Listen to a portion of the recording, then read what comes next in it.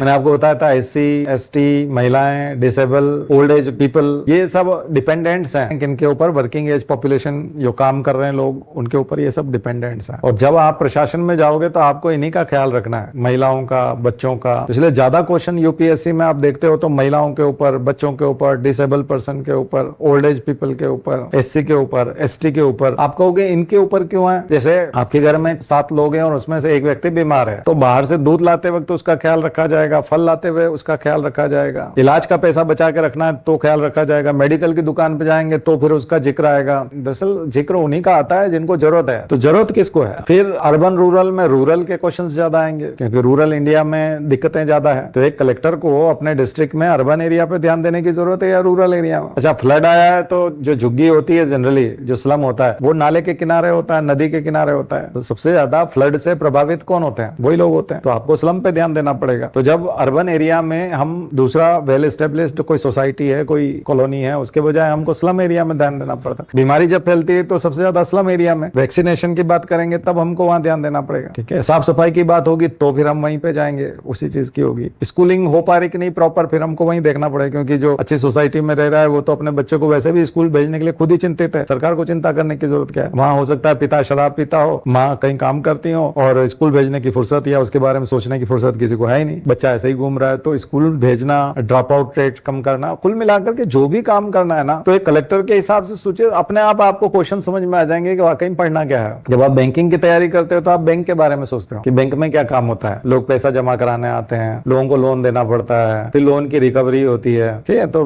Distress ऐसी assets कैसी होती हैं जो बिल्कुल वो हो गया, दिवालिया क्या होता है, सरकार की कौन कौन सी योजनाएं हैं जो बैंक को लागू करनी है, मुद्रा स्कीम, ये वो। तो आप उसी टाइप की तैयारी करते हो तो आप बैंकिंग वाला। अब सिविल सर्विसेज में प्रॉब्लम ये है कि हम सिलेबस को पढ़ने लगते हैं। अरे भाई, सिलेबस जो बनाया गया है वो सिविल सर्विसेज के लिए बनाया गया है। अब आपको पढ़ना वो है कि जो सिविल सर्वेंट को करना है, उसका वेटेज अलग अलग है। तब समझ में आपको आ जाएगा। बहुत आसान है, फिर बहुत आसान है। फिर आपको लगेगा कि इसको तो हम कर लेंगे। जब हमको उद्देश्य समझ में आ जाएगा तो फिर हम कर लेंगे।